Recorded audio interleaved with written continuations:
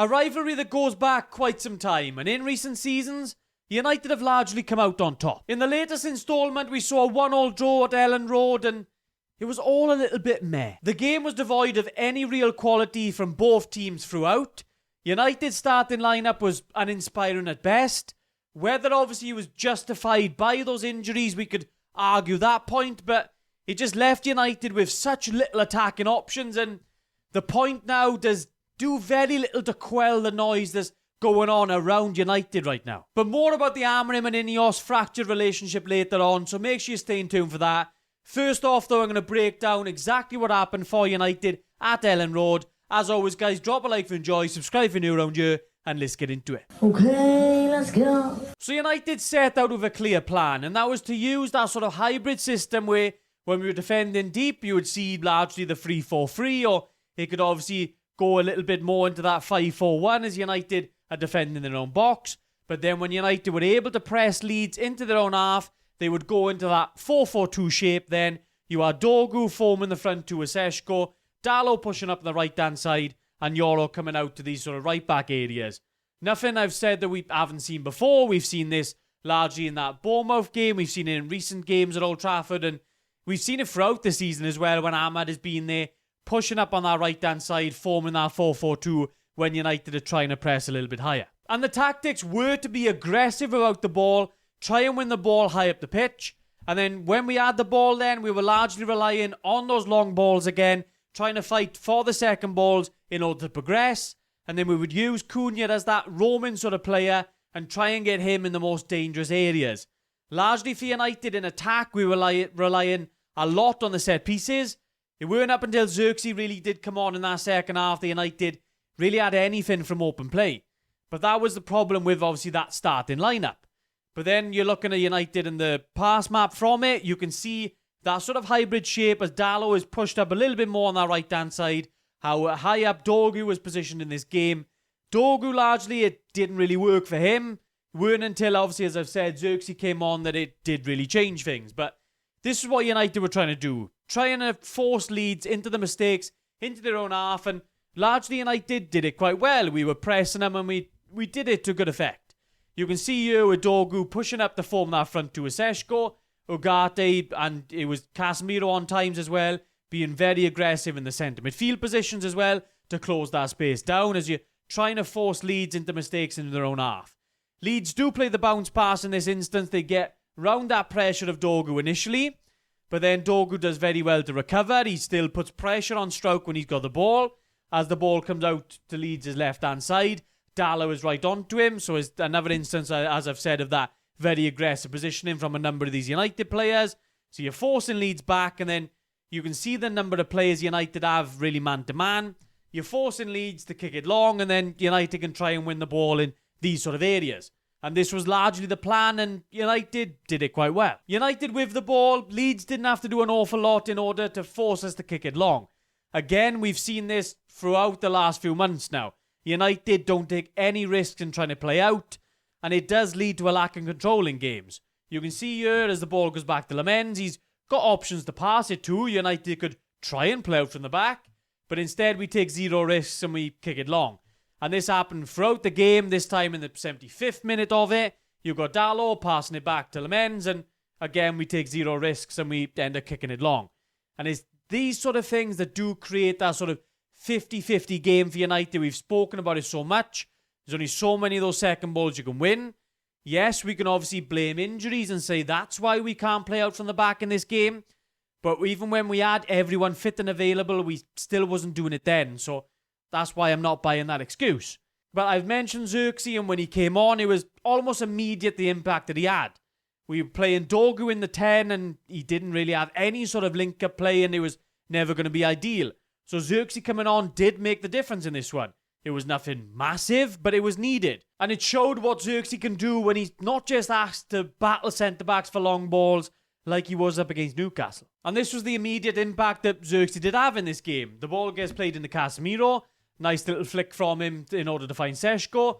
Seshko did have very limited opportunities in this game, but I thought his holder play at times was very good because largely did have a Leeds player right on his back whenever he received the ball.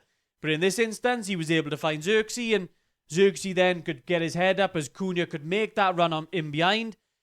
He finds Cunha in that channel. Cunha gets that equaliser for United then. We never really saw any of this sort of link-up play before Xerxes came on, because you just simply didn't have the right amount of attacking players with a good enough technical quality to do this sort of play. So we did have to wait for it, but it did eventually come. Again, here a little bit later on, this was another instance of a nice, neat little bit of play by him. Dalot, the ball comes into Seshko, and again, he just does well at holding that ball up, can bring Xerxes into the game. Xerxes does a nice little 1-2 then with Ugarte, and then immediately then United onto Leeds' back line, and we can start to get a dangerous attack going.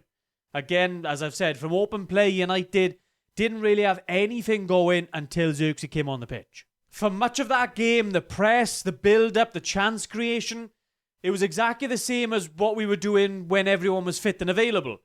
So when people start blaming injuries for these sort of results and saying that this point is a good one, it's a reason why I'm not super excited for a lot of these players to come back in, because I don't see an awful lot changing.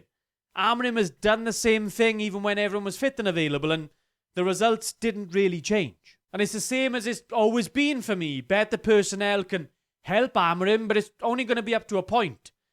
Like, is better personnel suddenly going to solve all of those build-up issues?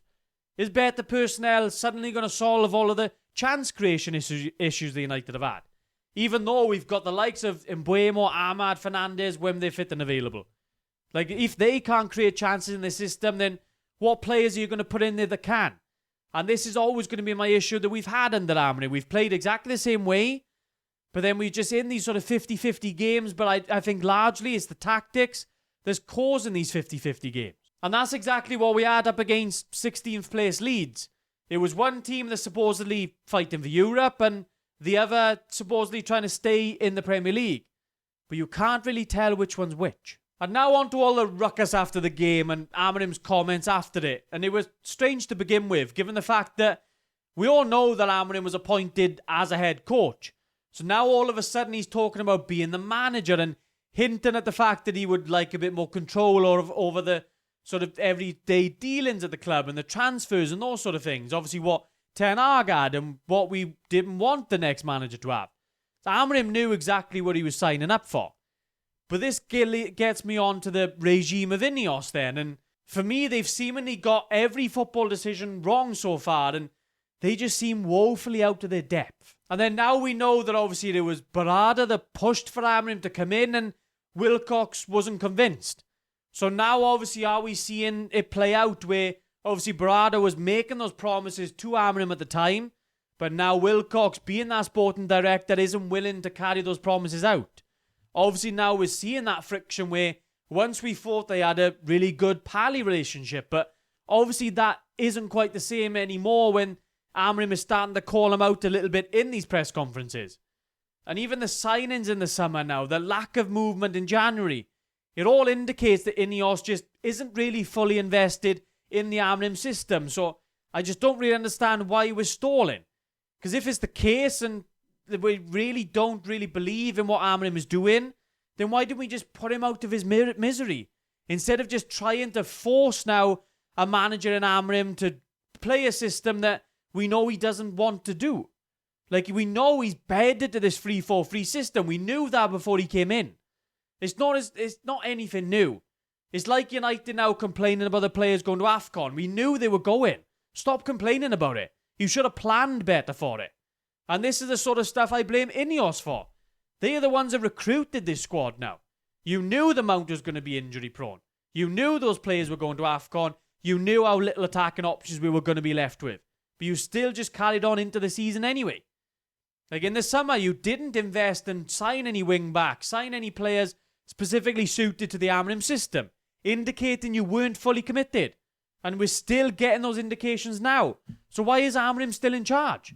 And he's there now calling everything out all of a sudden now. Obviously, that relationship that we said was so good at one stage isn't quite so much anymore. So I think we're just delaying the inevitable with the Amorim stuff. But for me, the likes of Wilcox, Barada, like, they're no better in my eyes. I've never been Amorim's biggest fan, to say the least. But the higher-ups in this Ineos regime, they need to take just as much responsibility. Because they're responsible for just as much of this mess as Amorim is right now. Let me know what you guys think, though, down in the comments down below. Were you happy with the point at Ellen Road? Or like me, are you expecting a little bit more still, even with the injuries? And let me know what you guys think about the carnage that's unfolding with Amorim and Ineos right now. As always, guys, drop a like if you enjoyed, subscribe if you're new around here. I'll catch you in the next one.